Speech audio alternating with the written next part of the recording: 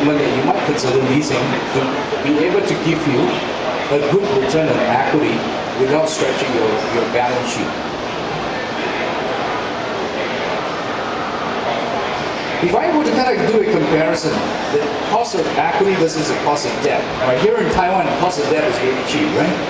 As you can see, most of the syndication loan, sometimes you can borrow money at less than 3 or 4%, right, in Taiwan, right? And there are many different forms of debt. But like what I say is the debt is always limited by the amount of equity that you put in, right? Interestingly enough, I was at an electronic company, a fabulous company last week, and the CFO of the company tells me that my cost of capital is 0. It's kind of strange. I mean, some of you with MBA might say, what do you mean by cost of capital is 0? It means that my shareholder does not desire any return for their money, so to speak, right? Because if the cost of capital is 0, that means that the return on their equity can be 0. But the reality is that if you put your money in stocks, you would expect a certain return, and that return should be upwards of 15 or 20%. Right? For every dollar that you put in to buy a stock, you probably would expect it to double, maybe within a span of 4 or 5 years. Right? Otherwise, it is not a good return. You can go into other forms of investment that can give you a better return. So I would say that the cost of equity or the expectation of the return on equity will be upwards of 15 or 20% for equity, right? And our balance sheet comes in this band here. I think where it's probably costing between 6, to 8% on an average, because on a weighted average basis between debt and equity. That's the difference between owners, which is the people that own the equipment and lease it to you, whether they own the property and rent the office or the factory to you, versus operators. You're doing the real manufacturing, or you're providing the services as a company, right? One key difference is this requirement, the debt to equity ratio, right? As an operator or a manufacturer, you probably can only borrow, at least in the Asian environment, not more than 1 times your equity. Right? If you have a $10 million equity, you probably can only borrow up to $10 million in additional debt. Right? Whereas for an owner or a lessor, it could be as high as 5 times the equity that you can borrow. Why is that so? If you buy a building, most of us, I think, own a house, right? When you buy a house, you can borrow up to 70 or 80%.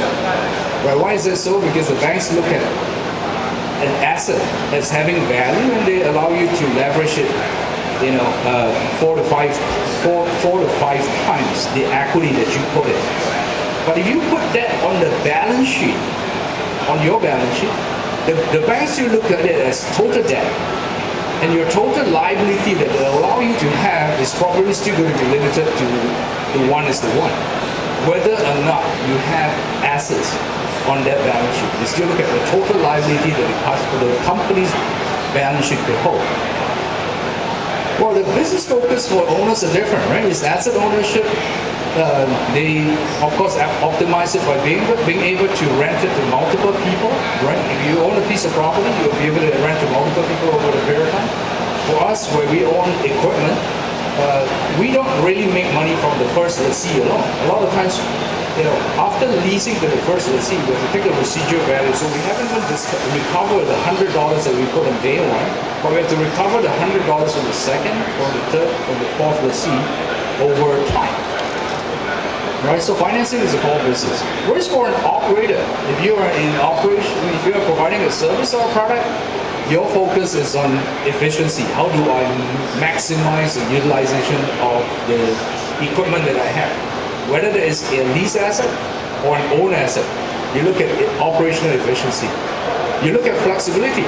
You don't want to kind of tell your customer, I can't do this because I don't have that equipment. You want to have some flexibility to tell the customers, tell me what you want.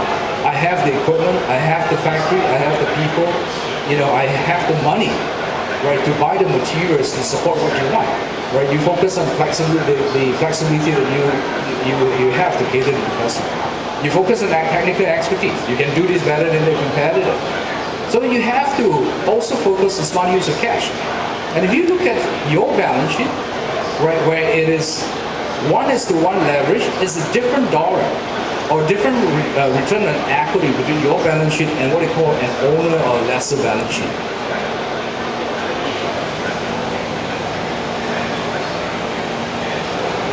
So there's a key difference between these two balance sheets here, right? For the lessor, where you can leverage about 4 to 5 times, right?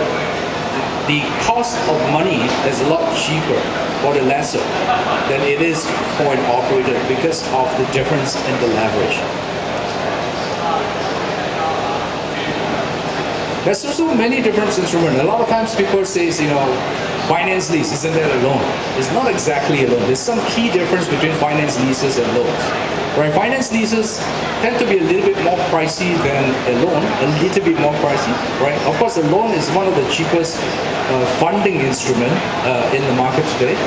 Right? The finance loan itself, however, you're kind of leveraging off the balance sheet of the company. It's depending on how well the company performs, the bank is willing to lend you how much money, right?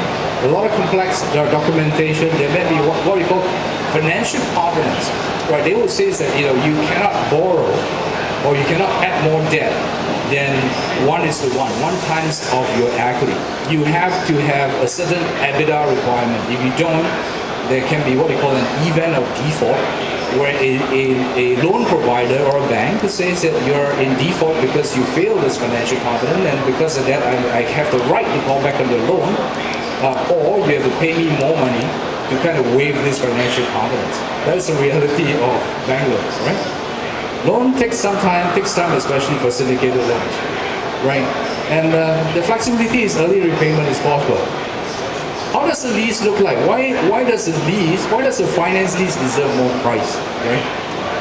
First of all, I think the finance lease is more simple in the sense that it's focused on the asset. If you want to lease a PLA tanko for that matter, right, you ask the lessor pays 100% for it, right, and then you start paying rent, or you start paying almost 100% financing. There's no covenants, there's no extra terms. Very simple.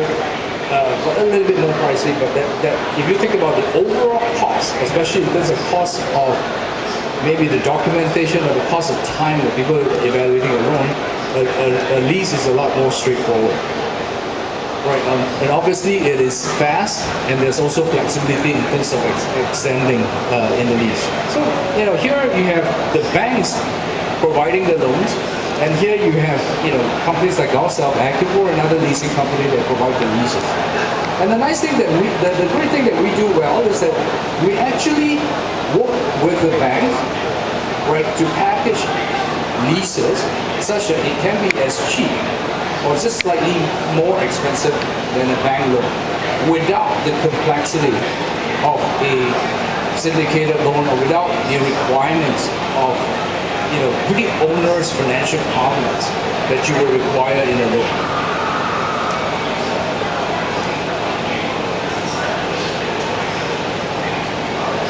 This is my last slide. So there are many different ways you can pay for a piece of equipment or for your equipment or investment. Number one is you can have from your cash and your capital, you can have it from your retained earnings. You can always take up a loan. There's differences between finance leases and loans. There's differences between using loan versus equity. Right? You can always use the finance lease, but it's a lot simpler. Or you can even not own the asset and rent the assets through an operating lease. Right? Like what Gary mentioned about it. Equipment life is about 15 to 20 years, but depreciation a lot of times is 5 years. What is useful to you for 3 to 4 years may be more useful to someone else after the 4th year. That somebody else can, if you rent it and return it to the lessor, they can lease it to the next user over time. And we can continue leasing a piece of equipment over 15 to 20 years. Right, of course, there's additional capitalization. If you look at your balance sheet, right, when you hit the max in terms of your debt, a lot of times you need to recapitalize the company either through an American depository receipt or a European depository receipt or some secondary offerings. So every option, right, has its pros and cons, and it comes at different price and terms. right? I think where our focus is as a company is we focus on finance leases and operating leases. So, I just want to kind of put in perspective. You do not need to, I'm not saying that leasing is the be-all and everything that you need to use as an instrument for financing. But it's an option that you should strongly look at. Right? Today, equipment leasing is about 9% of the total equipment that's being financed. Right? A lot of financing in the semiconductor world, 90-something percent, is still funded through cash from equity and debt.